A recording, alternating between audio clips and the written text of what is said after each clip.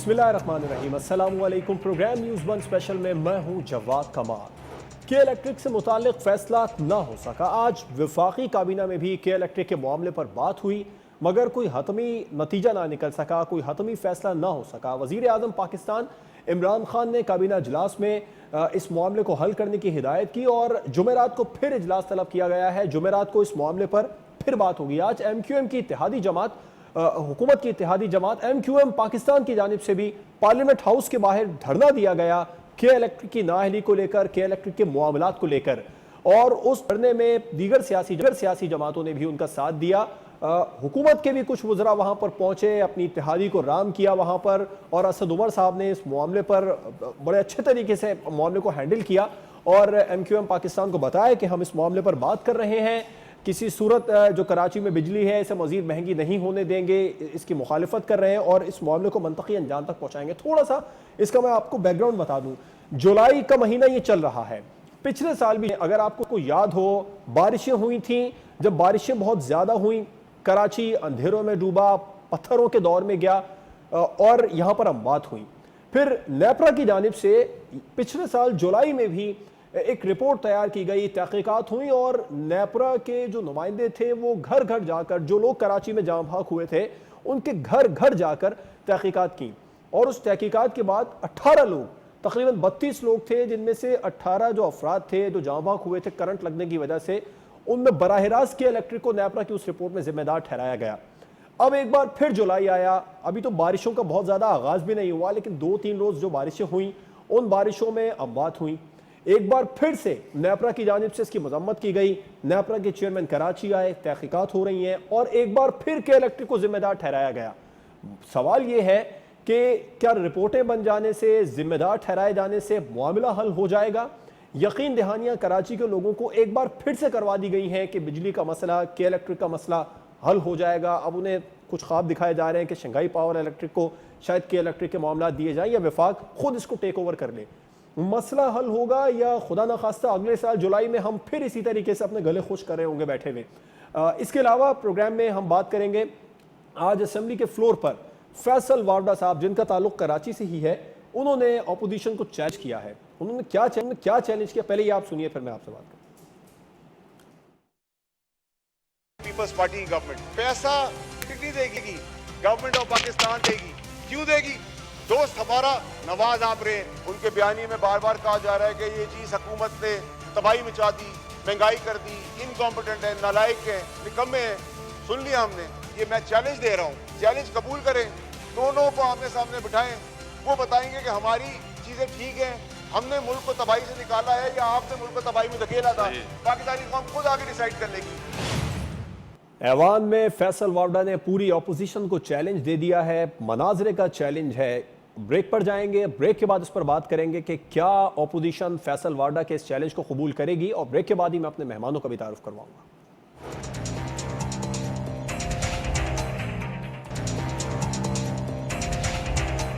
Welcome back. Pakistan Tehreek Insaf के रहनुमा उस्मान सईद बसरा साहब, तर्जुमान पंजाब हुकूमत भी हैं, हमें ज्वाइन कर रहे हैं स्काइप पर। आपका बहुत बहुत शुक्रिया सर अपना कीमती वक्त देने के लिए। पाकिस्तान मुस्लिम लीग नून से डॉक्टर अफनानुल्लाह खान साहब ने हमें ज्वाइन किया है इस्लामाबाद स्टूडियो में। सर आपका भी बहुत शुक्रिया कीमती वक्त देने के लिए। मैं बसरा साहब से आगाज़ करना चाहूँगा प्रोग्राम का। बसरा साहब, वफाकी हुकूमत कराची से आंखें चुरा रही है।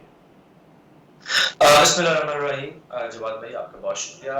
ये हो नहीं सकता कि प्राइम मिनिस्टर इमरान खान जो पाकिस्तान की आवाम का ओवरवेलमिंग वोट लेके आए हैं, वो पाकिस्तान के किसी एक कोने से नजरें चुराएं, ये बिल्कुल नहीं हो सकता। ये हो नहीं सकता। कराची भी उनको उतना ही अजीज है जितना उनको मियां वाली अजीज है, और कराची भी उनको इतना ही अजीज है, दिल के करीब है जितना उनको बलूचिस्तान और कोयटा दिल के करीब है। इसलिए ये तो बिल्कुल तखसीस नहीं। देखिए जवाद भाई, जो $1 मिलियन क्वेश्चन है इसके अंदर वो ये है कि कराची जो सिंध का हिस्सा है, और सिंध के ऊपर जो एक खानदान भुट्टो जिंदा कर रहा है पिछले 12-13 साल से तवातर के साथ। जी जी बसरा साहब, आवाज आ रही? जी जी आ रही है। आवाज आ रही? जी जी बिल्कुल बिल्कुल बसरा। अच्छा, जो तवातर के साथ भुट्टो को जिंदा वहां पे किया जा रहा है, इस 18वीं तरमीम का बड़ा आप शोर सुनते हैं, जो जैसे वो शायर ने कहा था ना कि बहुत शोर सुनते थे पहलू में दिल का, और जो चीरा तो फकत कतरा है खून निकला। तो हम भी 18वीं तरमीम का बड़ा शोर सुनते हैं। आप देखिए, सिंध स्टार्ट होता है जो ही पंजाब की सरहद जाके घोटकी पे खत्म होती है। घोटकी पहला जिला, घोटकी से लेके कराची तक सारा सिंध है। लेकिन भुट्टो जिंदा किया जा रहा है सिर्फ और सिर्फ यहाँ पे अंदरूनी सिंध में। वहां कराची के अंदर क्या हाल है, कराची कचरा कुंडी है, भुट्टो को कोई परवाह नहीं है। कराची में क्राइम है, कत्ल है, वारदातें हैं, ठीक, भुट्टो को बसरा कोई साहब आपने जहां तक सिंध की बात की मान ली जाएगी, लेकिन कराची के लोगों ने पाकिस्तान तहरीक इंसाफ को मैंडेट दिया है मौजूदा इलेक्शन में, जो इलेक्शन गुजरे हैं उन इलेक्शन में 14 नेशनल असेंबली की सीटें आप लोगों को यहां से मिली हैं, तकरीबन 30 सीटें सूबाई असेंबली की मिली हैं। कुछ जिम्मेदारी पीटीआई की भी तो कराची से बनती है। मैंने तो जवाब भाई आपको गुफ्तगू के आगाज में कहा कि हमें कराची उतना ही अजीज है जितना और जगह, लेकिन जो 18वीं नजर नहीं आ रहा था सर। पाकिस्तान, सर मैं जवाब भी सुन लीजिए ना जी। देखिए एक रैशनल डिबेट ये है कि 18वीं तरमीम के बाद जब हमने कहा कि हम मरकज जो है कराची में आके हॉस्पिटल का इंतजाम इंसान संभालता है, हॉस्पिटल का जहाँ लोगों की जाने जा रही हैं, तो 18वीं तरमीम पे गमाश्तों ने आके यहाँ कौमी असम्बली के अंदर वो फसाद बर्पा किया है, खुदा का नाम। देखिए 18वीं तरमीम एक ऐसी चीज मुल्क के अंदर की गई है जिसमें एक सिलेक्टिव किस्म की चीजों को तरक्की दी जा रही है, जहां उनका वोट बैंक नहीं उसको इग्नोर कर रहे हैं। अगर फेडरल हुकूमत, और अब हमने फैसला कर लिया प्राइम मिनिस्टर ने कि अब वफाक जो कर सकेगा, प्राइम मिनिस्टर जो कर सकेंगे, इस चीज को बारह ताक रखते हुए कि ये क्या डर्टी पॉलिटिक्स इसके अंदर कर रहे हैं। अच्छा ठीक है, बसरा साहब कराची के तमाम मामलात को वफाकी हुकूमत 18वीं तरमीम के पीछे कब तक छुपती रहेगी इन मामलात से? जो भी कराची में मामला होता है बिल्कुल आप नहीं चुप रहे हैं। असद उमर साहब ने भी और प्राइम मिनिस्टर ने असद उमर साहब को कहा, और असद उमर ने आज बड़ा कैटेगोरिकली कहा है, मेरे ख्याल में आपने उसको सुना नहीं, कि हम 18वीं तरमीम के पीछे हम नहीं छुप रहे, बल्कि 18वीं तरमीम के पीछे छुपे हुए उस जो मलेशियस एक माइंड है उसको हम पाकिस्तान के लोगों के सामने लेके आएंगे। और अब 18वीं तरमीम के नाम पे जो यहाँ पे खिलवाड़ किया गया सिंध के अंदर, आप देखिए कुत्ता काटे वैक्सीन नहीं है, सिंध के अंदर अमवात है, भूख है, नंग है, अफलास है, सिंध के अंदर एड्स है। वहां पाकिस्तान की जगह सिंध है जहां पर तो प्राइवेट इदारा है, इसका क्या ताल्लुक 18वीं तरमीम से? देखिए मैं आपको बताऊं किसका ताल्लुक ये है कि जब आप सिंध के मामलों के अंदर जाते हैं, उनको जाके छेड़ते हैं, तो आपकी जो यहाँ पे सो कॉल्ड किस्म की एक फैब्रिकेटेड जमहूरियत है वहां पे वो खतरे में पड़ जाती है। अभी प्राइम मिनिस्टर का ये वादा है, हमने जो के इलेक्ट्रिक के साथ जो वायदे किए गए हैं, जिनको आपकी हुकूमतों की जो है तायद हासिल रही है, और वहां पे आंखें बंद करके के इलेक्ट्रिक को कराची के लोगों को छोड़ दिया गया है, इन मुआशी कज़ाकों के हवाले कर दिया गया है। देखिए हमने इन सबको एक लीगल तरीके से इस चीज को वापस लेना है, बिल्कुल आप ठीक कह रहे हैं। के इलेक्ट्रिक एक प्राइवेट इदारा है, इसका 18वीं तरमीम से कोई ताल्लुक नहीं। इसके अलावा जो शहरी हुकूमत है जिसका काम नालों की सफाई वगैरह जो बड़ी अहम जिम्मेदारी है बरसात से पहले की, वो आप लोग की वफाक में इत्तेहादी है। उनसे पूछने से पहले आप सिंध हुकूमत को जिम्मेदार ठहरा रहे हैं इस मामले पर। मैं सिर्फ बिजली और ये जो बरसात के बाद सूरत हाल हुई इस पर, क्या ये गैर मुनासिब नहीं? जवाब भाई ये गैर मुनासिब नहीं है। उसकी वजह ये है कि आपने सुना होगा एक एनएफसी अवार्ड है, नेशनल फाइनेंस कमीशन जो है, एनएफसी अवार्ड जो है वो तो 18वीं तरमीम के बाद सूबे ले गए अपने पास। अब सारे फंड जो है वो चीफ मिनिस्टर लेके बैठे हुए सूबों के अंदर, खास तौर पे सिंध के अंदर, और एक पाई नहीं दे रहे हैं। जो कराची है वो एक जिला है ना जी, आप जो प्रोविंशियल फाइनेंस कमीशन हैं उनका किसी सूबे के अंदर इनकार ही नहीं किया गया। वो तो अब प्राइम मिनिस्टर ने एक मीटिंग की है, उसके अंदर कहा कि प्रोविंशियल फाइनेंस अवार्ड जो है कमीशन जो है वो हम उसको हर सूरत इंप्लीमेंट करेंगे। देखिए सिंध के साथ जो नाइंसाफी पीपल्स पार्टी ने की है सिंध खास तौर पे कराची के साथ, वो हम उसको सियासत की नजर नहीं होने देंगे। आप मुझे बताइए कि जब सिंध अपने हिस्से के सारा पैसा ले गया तो कराची को किस आपने कानून के तहत कराची के अंदर फंड्स नहीं दे रहे? आप कराची के मेयर जो है रो रहे हैं, उनके पास तनख्वाहें अदा करने के पैसे नहीं है। और आपका पॉइंट है डॉक्टर साहब, आप क्या समझते हैं कराची में लोड शेडिंग का असल जिम्मेदार कौन है? और जो कराची के ये मसाइल हैं जो पैदा हुए, ये क्या सब 18वीं तरमीम की वजह से? जैसे बसरा साहब ने भी कहा कि सिंध गवर्नमेंट 18वीं तरमीम के तहत उनकी बहुत सारी जिम्मेदारियां बनती हैं, लेकिन वो जिम्मेदारी उठाते नहीं। देखिए 18वीं तरमीम जो है वो पास हुई थी 2011 में, और 18वीं तरमीम के बाद मुस्लिम लीग नून का दौर आया, और उसके अंदर जो है वो हमने coal fired power plant 1320 megawatt का पोर्ट कासिम पे बनाया, कराची हैदराबाद मोटरवे बनाई, सखर मुल्तान मोटरवे बनाई, लियारी एक्सप्रेस वे को कंप्लीट किया। हमने जो है वो कराची के लिए K3 का प्रोजेक्ट शुरू किया। इवन क्या कहते हैं, इसके अलावा और बहुत सारे प्रोजेक्ट्स अगर आप कभी कहेंगे नवाजूंगा। बात ये है कि डिवॉल्ट तो हुई हैं बहुत सारी चीज़ें, और डेवोल्यूशन में कोई बुराई नहीं है, लेकिन विफाक के पास बहुत ज़्यादा मतलब कि उनके ज़राए भी होते हैं। अगर इंटेंट हो क्या कहते हैं उनके लेवल के ऊपर, तो वो बहुत सारे काम कर सकती है। ऐसी बात नहीं है कि आप ये कहें कि हम वफाक जो है वो कम्प्लीटली अपने आप को बरी जमा करार दे दें। जहाँ तक बात गवर्नेंस की है, तो गवर्नेंस के हालात जो हैं वो तो मतलब उसके ऊपर अब सिंध का करना या पंजाब का करना, मेरा नहीं ख्याल, ओवरऑल गवर्नेंस के हालात पूरे मुल्क में बहुत ख़राब है। और उसकी जो है वो आए दिन कोई ना कोई खबर आ रही होती है कि कभी कोई मसला हो रहा है, कभी कोई मसला हो रहा है। अभी आप यही देख लें कि फैसल वाडा साहब जो है उनकी जाली डिग्री है, उनकी जो है अमरीकी नेशनैलिटी है, उनकी बेनामी की जायदादें हैं, उनके लंदन में प्रॉपर्टियां हैं, और उनका कोई ख़ानदान नहीं है जो कारोबार करता हो। उनके वालिद साहब एक सरकारी मुलाजिम थे। थोड़ा सा आगे चलकर सर फैसल तो वाडा अब साहब पे और ऐसे- उनके चैलेंज पर बात करेंगे। अभी जो कराची के मसाइल हैं, जो के इलेक्ट्रिक का मसला खास तौर पर चल रहा है, इसकी जिम्मेदारी जिस तरह बसरा साहब ने कहा कि पाकिस्तान पीपल्स पार्टी 18वीं तरमीम की अगर रूह पर, जो वो कहना चाह रहे थे यकीनन यही, उसकी रूह पर मिनोन अमल करे तो कराची के काफ़ी हद तक मसाइल हल हो जाए। तो 18वीं तरमीम देखिए के इलेक्ट्रिक का जो मसला, जी जी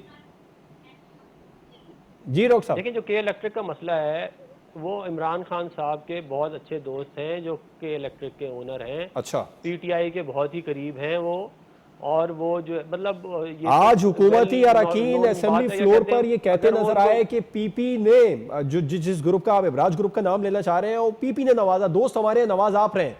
ये तो असेंबली फ्लोर पर आज ये बातें हुई हैं। That's very strange. नहीं मतलब That's very ये वाली बात होगी ना कि इस बात को जो है अगर मतलब कि ये रिकॉर्डेड है। अगर आप कहते हैं तो मैं किताबों को रेफरेंस कर देता हूँ कि जो one of the main financiers है पाकिस्तान तहरीक इंसाफ का, तो वो और उसके एक्सेप्ट अंदर बड़ी एक सर बहुत मैं आपसे इसके कह अंदर वो सर और मैं उसके आपसे अंदर- यही तो कह रहा हूँ डॉक्टर साहब कि उन्होंने कबूल किया कि ताल्लुकात हैं, लेकिन नवाजा आप लोगों ने, पीपी अदवार में नवाजा गया इब्राज ग्रुप को। ये आज असेंबली फ्लोर पर बात हुई। नहीं आप मुझे एक बात बताएं कि कैसे उनको नवाजा गया है। एक आपको पता है बिल एंड मेलिंडा गेट्स का एक बहुत बड़ा स्कैंडल हुआ है जिसके अंदर बहुत सारे पैसे गायब हुए हैं, उसके बावजूद जो है बहुत सारे लोगों के खिलाफ कार्रवाई नहीं हुई। फिर उन जो हैं मौसूफ उनके खिलाफ खाली इधर नहीं और बहुत सारे मुल्कों में करप्शन के केसेस हैं, मगर वो बहुत अच्छे दोस्त हैं इमरान खान साहब के। और अब नवाजने की बात जो है वो मैं अब इसके मजीद डिटेल में आप कभी कहेंगे तो वो हम चले जाएंगे कि किस किस को कौन कौन से दोस्त को कहाँ कहाँ कब कब नवाजा जा रहा है। Actually, जब इसे किस चीज़ प्राइवेटाइज जो है किया वो गया था बच्चे तो जो हैं, पाकिस्तान पीपल्स वो पार्टी का कारोबार दौर कर रहे था, हैं। जबकि प्राइवेटाइज ESC करना से तो के देखिए इलेक्ट्रिक अच्छी देखे मैं जी। कह रहा हूँ बहुत अच्छी बात है प्राइवेटाइज करना। सरकारी इदारों को देखें, ये सरकार का काम ही नहीं है कि वो बिजली बनाए, ये काम प्राइवेट सेक्टर का ही है। सरकार रेगुलेट करना चाहिए उसको, उसकी प्राइसिंग को रेगुलेट करना चाहिए, उसकी जो बिजनेस की एफिशिएंसी है या उसकी जो भी आउटपुट है आवाम के लिए उसको बेहतर बनाना चाहिए। लेकिन के इलेक्ट्रिक की प्राइवेटाइजेशन तो होनी चाहिए, तो अच्छी, खाली के इलेक्ट्रिक की क्या, आईएसको की, लेस्को की, सबकी होनी चाहिए। जब तक ये नहीं होगा तब तक हमारे मसाइल जो हैं, अब देखें आप एक मिसाल ले लें, टेलीकम्युनिकेशन इंडस्ट्री है, 100% प्राइवेट इदारा है, 100% प्राइवेट है, सारा कुछ प्राइवेट उनके पास है।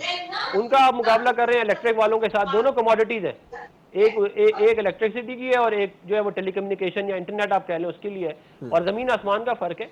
तो इस तरह मेरा तो ये ख्याल है कि in principle privatisation is a good thing. खासतौर से अगर शंघाई इलेक्ट्रिक आ जाएगी तो शंघाई इलेक्ट्रिक जो है वो तो दे हैव मुनासिब है, दे देना चाहिए शंघाई अगर इलेक्ट्रिक को। आके इन्वेस्टमेंट करना चाहिए। मुनासिब देखिए है। अगर प्राइस ठीक है, कंपटीशन कमीशन ऑफ पाकिस्तान को कोई एतराज नहीं है। चले मुझे तो ब्रेक पर जाना, मतलब ब्रेक के हम बाद क्यों मैं एतराज बसरा करेंगे? साहब से पूछूंगा इसका मुस्तकिल हल क्या है के इलेक्ट्रिक का, और अगर के इलेक्ट्रिक माफिया है तो उस माफिया से कैसे वफाकी हुकूमत ने निमटना है। एक ब्रेक के बाद पर बात करें।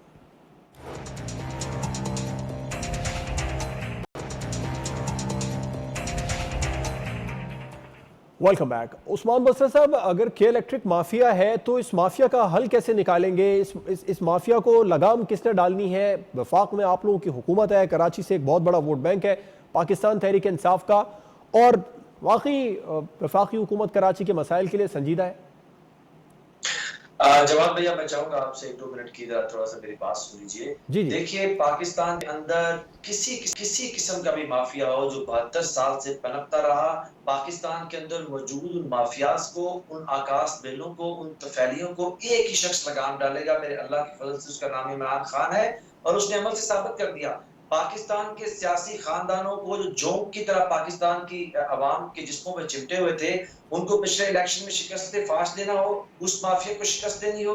आप देखिए कि आटा चीनी के माफिया को शिकस्त देनी हो, 20-20 अरब रुपए की खानदानों को सब्सिडाइज रेट के ऊपर चीनी लेने वालों को बेनकाब करना हो।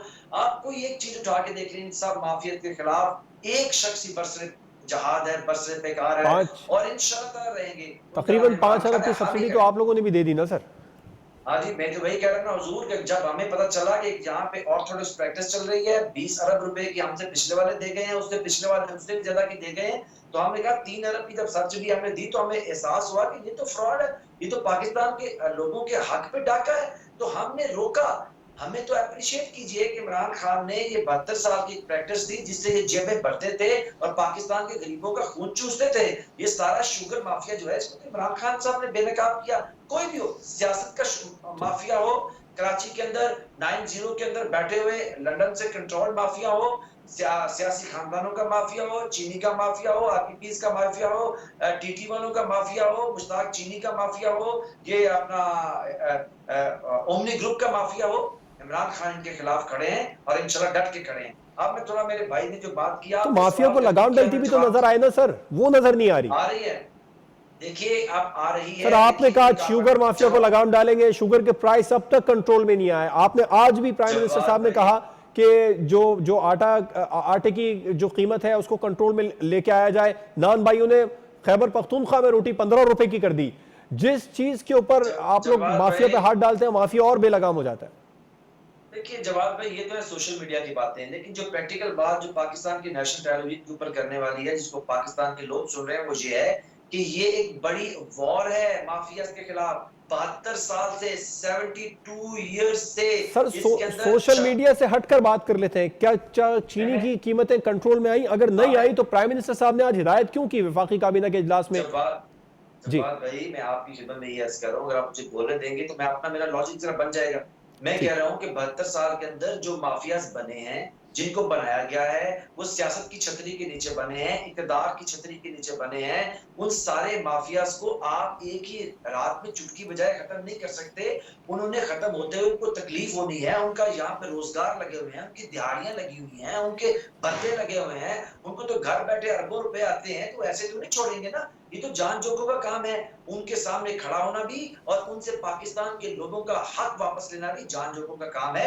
इसके अंदर एक लीगल प्रोसेस इन्वॉल्व है, उस लीगल प्रोसेस को इनिशिएट किया गया है। मैं 90 दिन से, 3 महीने से, 1 साल से या 2 साल की परफॉर्मेंस से बाहर निकल के ये पूछना चाहूंगा, इस टेन्योर में पीटीआई माफिया को लगाम डाल लेगी पूरे 5 सालों में? इंशाल्लाह ताला, अल्लाह ने चाहा ये मेरा इस प्रोग्राम में ये बात रिकॉर्ड करके रख लें। बिल्कुल रिकॉर्ड है। इंशाल्लाह जब ये 5 साल पूरे होंगे, मैं आपके प्रोग्राम में दोबारा आऊंगा। अल्लाह आपको जिंदगी और सेहत दे, आप प्रोग्राम करें। मैं आपको दोबारा याद करवाऊंगा कि 5 साल के बाद पाकिस्तान के अंदर माफिया सांस अपनी दम तोड़ चुके होंगे और पाकिस्तान के लोग ये फील करेंगे कि किस तरह। बिल्कुल होंगे सर, हमारी भी दुआ है, क्योंकि एक डेमोक्रेटिक प्रोसेस से पूरा होना चाहिए। और फिर ही सवाल भी बनता है वफाकी हुकूमत से कि अब इन 5 सालों में क्या किया। डॉक्टर साहब, अब एक बात जवाब भाई, थोड़ा सा जी जाने से पहले देखिए, मुझे अफनान जो है इज अ वंडरफुल गाय, ये पढ़े लिखे हैं, लेकिन मसला ये है कि हमें अपनी पार्टीज को जब हम डिफेंड करें तो जरूरी नहीं कि हम अगले के ऊपर कीचड़ उछालेंगे तो हम ऊंचे होंगे, नहीं। देखिए, इन्होंने कहा कि अबराज ग्रुप के मालिक, नाम भी ले रहे थे, आपने ले दिया, आप बड़े बहादुर आदमी है, मैं अप्रिशिएट करता हूँ। ये कहते हैं इमरान खान की तो एक दुनिया जानने वाली है। एक जमाने के अंदर इमरान खान के मद्दाहों में सरफहरिस्त नवाज शरीफ हुआ करते थे। इवेंचुअली वो एवन फील्ड के अंदर चोरी में मुलव्वस निकले, इवेंचुअली वो टीटियां लगाने वाले निकले। तो ये कोई आर्गुमेंट है कि नवाज शरीफ कल को इमरान खान के दोस्त थे, उनको अपना दोस्त क्लेम करते थे, आज अगर वो चोरी में अंदर है, ये कोई क्लेम नहीं है। एबराज ग्रुप को ये जो के इलेक्ट्रिकल तोहफे में दी गई सियासी रिश्वत के तौर पे फ्लोर ऑफ द हाउस कहा गया कि ये पीपल्स पार्टी ने दी है, वहां कोई बात नहीं करता। हाँ, ठीक, डाकुओं से वापस इमरान खान लेंगे इंशाल्लाह। चले, डाकुओं से वापस इमरान खान लेंगे अफनानुल्लाह खान साहब, और ये भी कह दिया कि ये माफिया है, इसे लगाम पाकिस्तान तहरीक इंसाफ की हुकूमत और इमरान खान ही डालेंगे। आप समझते हैं ये तमाम मसाइल मौजूदा हुकूमत हल कर लेगी?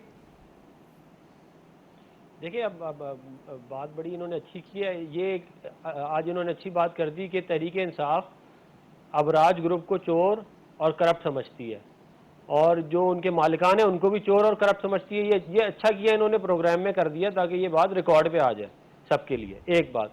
दूसरी बात ये है कि इन्होंने कहा कि मियाँ साहब जो हैं वो उनके फ़ैन थे, भाई मियाँ साहब जो है वो उनके फैन थे, और भी क्रिकेट के मामले में बहुत जो है वो अच्छे क्रिकेटर थे, हम भी मानते हैं।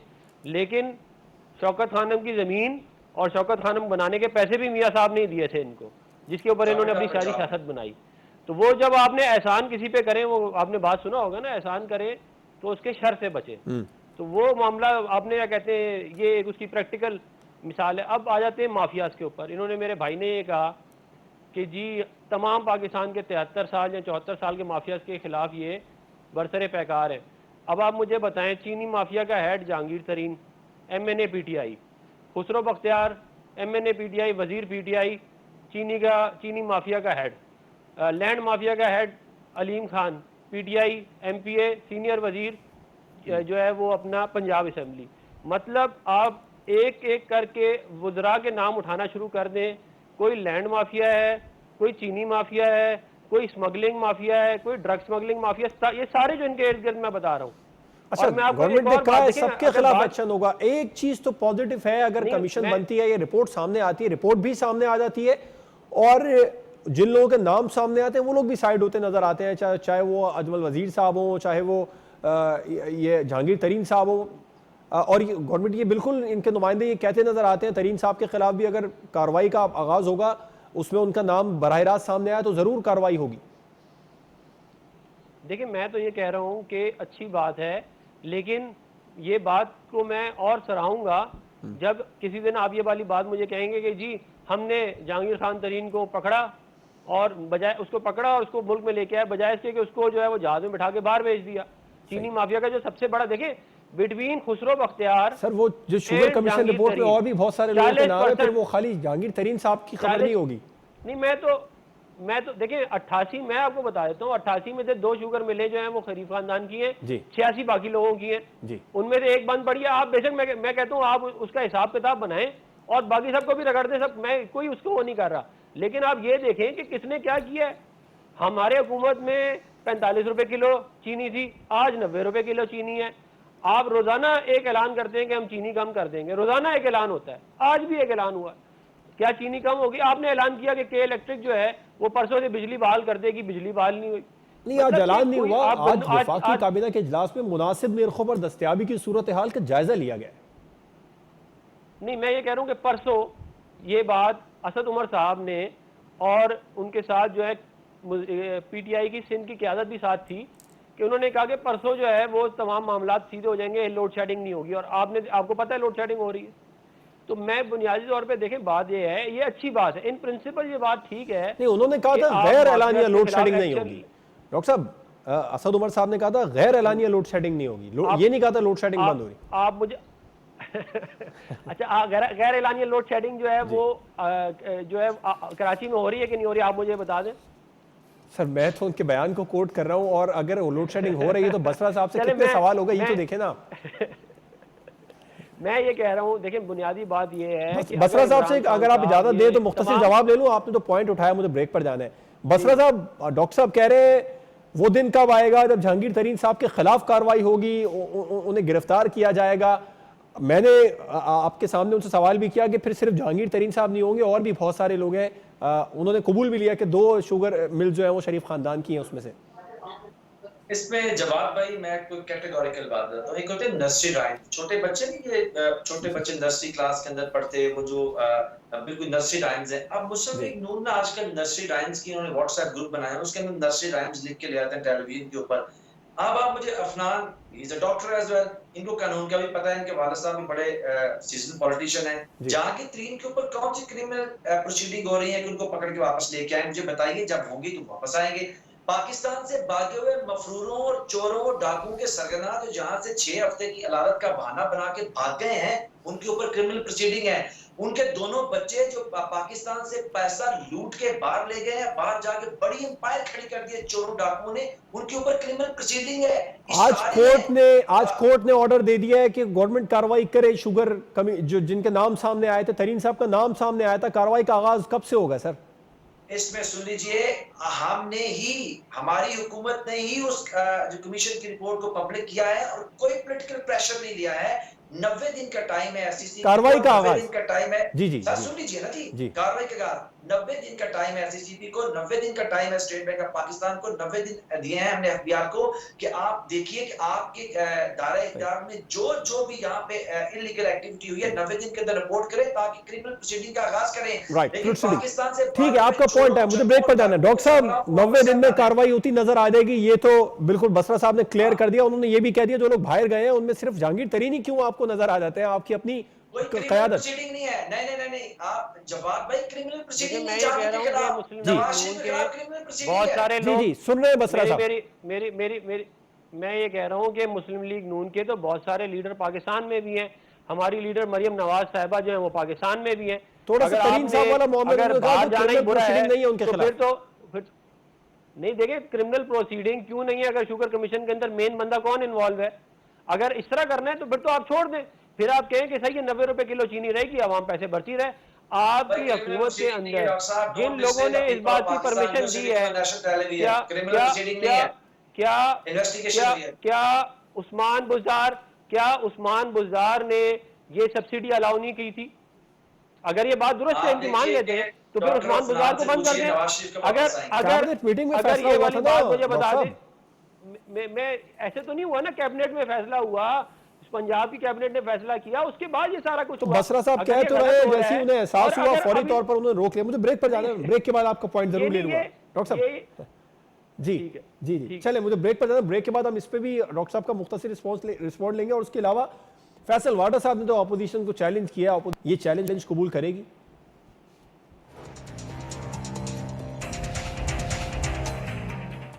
Welcome back. फैसल वाडा साहब ने आज ऐवान में अपोजिशन को मनाजरे का चैलेंज दिया है। डॉक्टर साहब, वाडा साहब ने कहा कि हम पर इल्जाम लगता है हम चोर हैं, करप्ट हैं, नाअहल हैं, जो आप लोगों ने किया उस पर मेरे साथ आए मनाजरा करने, मैं चैलेंज देता हूं अपोजिशन को। चैलेंज अपोजिशन कबूल करेगी वाडा साहब का? देखिए, चैलेंज फैसल वाडा साहब हमें क्या कर रहे हैं? फैसल वाडा साहब पहले ये चाहिए कि वो कोर्टों के अंदर जाके अपना जो केसेस हैं उनके खिलाफ, करप्शन के उनके खिलाफ जो केसेस हैं कि उनकी अमेरिकी नेशनैलिटी थी जब उन्होंने इलेक्शन, सर वो बिल्कुल जब उन्हें बुलाया जाएगा वो जाएंगे। इस वक्त ऑपोजिशन को उन्होंने कहा कि हम नहीं बुलाया जा रहा। देखिए बिल्कुल बुलाया जाएगा। देखिए बात ये है, ऑपोजिशन उनका चैलेंज कबूल करेगी। वो ये कह रहे हैं कि हम पे जो इल्जाम लग रहे हैं उस इल्जाम पे लेके मेरे सामने आ जाए, हमारी टीम के साथ आ जाए, बात कर ले, मैं चैलेंज करता हूं। लेकिन ये एक बड़ी, क्या कहते हैं, मेरा ख्याल है इसका ना कुछ सारा है, बात का ना पैर है। आप पार्लियामेंट में हैं, मनाजरा करने की क्या जरूरत है? पार्लियामेंट जो है वो उसकी स्पीच आपकी सारी दुनिया सुनती है।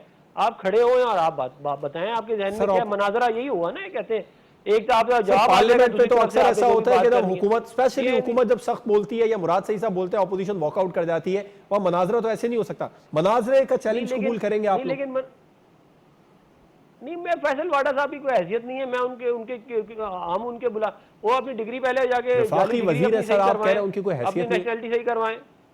और नहीं, उनकी कोई हैसियत नहीं है। इसकी वजह ये है कि देखें ये सारे आप जिस हल्के से वो जीते हैं, आपकी पार्टी के सदर वहां से खड़े हुए थे, आपकी पार्टी के सदर को उन्होंने शिकस्त दी, आप कह रहे हैं उनकी कोई हैसियत नहीं है। ये अपने हल्के में नहीं जा सकते वापस, ये अपने हल्के में जाए वापस। सर मेरी इत्तलात के मुताबिक फैसल वाडा साहब अपने हल्के में जाते हैं और ये पीटीआई के वाहिद एमएनए और वजीर हैं जो अपने हल्के का विजिट जरूर करते हैं। चलें, ये जो मेरी इत्तलात है वो आप तक पहुंचा रहा हूं। किया होगा साल डेढ़ पहले। नहीं सर, ये वाहिद है, मैं बाकी किसी का नहीं कह रहा, इनका जरूर कह रहा हूं। ये वाहिद है तो जरूर जाते हैं। बसरा साहब, ये ऑपोजिशन हुकूमत ऑपोजिशन को चैलेंज कर रही है, ये कोई मसाइल का हल है? और डॉक्टर अफनानुल्लाह खान साहब ने कह दिया फैसल वाडा साहब की कोई हैसियत ही नहीं है, वो चैलेंज करेंगे तो क्या उनकी तो कोई हैसियत ही नहीं? मैं कहता हूँ कि मैं समझता ये हूँ कि गरूर और तकब्बुर अल्लाह की जात को तो जायज़ है करना, इंसानों को नहीं है। हम कौन होते हैं किसी की हैसियत को मापने वाले और या ना मापने वाले? हैसियत तो उनकी नहीं है जिनको सजाएं हुई हैं, जो पाकिस्तान से भागे हुए हैं, हैसियत तो उनकी नहीं है। अब अफनानुल्लाह को कुछ समझ नहीं आती कि ये किस तरफ है। ये मतलब कि सजदा खालिद को भी और इब्लीस से याराना भी, ये हशर में किससे वफाओं का सिला मांगेंगे? अभी अगले रोज इनके जो एक जाली चाइना के अरस्तू हैं वो कह रहे थे कि मुझसे इमरान खान मुज़ाकरा कर लें, उससे अगले रोज जो है वो ख्वाजा साहब कह रहे थे मुज़ाकरा कर लें। तो वो पार्लियामेंट का हिस्सा नहीं है, वो पार्लियामेंट में नहीं बैठते, वो बांग्लादेश की पार्लियामेंट का हिस्सा है। यानी कि फैसल वाडा ने कहा कि आओ, सारे चोरों डाकुओं से कहा कि आओ मेरे साथ बैठ के मुनाजरा करो। एक ऐसा आदमी जिसने अपनी मेहनत से पैसा कमाया है, किसी के अंदर जुर्रत रंदाना है तो उसको लेके जाए कोर्ट के अंदर। हमने तो चोरों को गिरबान से पकड़ा, इमरान खान ने कोर्ट के अंदर लेके आए और चोर साबित किया। अगर फैसल वाडा के ड्यूल नेशनलिटी है वो तो कोर्ट में लेके जाए, टेलीविजन में बैठ के भाषण मत दें। अगर उसने वो करप्शन किया कोर्ट में लेके जाए, या नर्सी राइम्स मत कहें। और अगर उसने चैलेंज दिया है, कोई इनकी मॉरल ऑडेसिटी नहीं है कि उसकी चैलेंज को कबूल करें। उसकी वजह क्या है? उसकी वजह यह है कि मियां साहब चोरी में अंदर, उनके भाई टीटियां छप्पन कंपनी में अंदर, उनके बेटे अंदर, उनके एक बेटे इश्तारी हैं, मियां साहब के दोनों बेटे इश्तारी हैं, मियां साहब की जो बेटी है वो सजा याफ्ता है, मियां साहब का सारा खानदान चले जा रही है एक ही। नहीं सुनिए नहीं आप अफनान होल्ड ऑन। आप जो नई बात चले जा रही है जो आप ठीक है, कतर करने की माजरत चाहूंगा, प्रोग्राम का वक्त खत्म हुआ। उस्मान सईद बसरा साहब, डॉक्टर अफनानुल्लाह साहब प्रोग्राम में हमारे साथ मौजूद थे। आप दोनों शुक्रिया। अपोजिशन हुकूमत को, हुकूमत अपोजिशन को मनाजर के चैलेंजेस दे रही है, लेकिन अवामी मसाइल जूं के तू हैं। इजाज़त दीजिए, अल्लाह हाफिज़।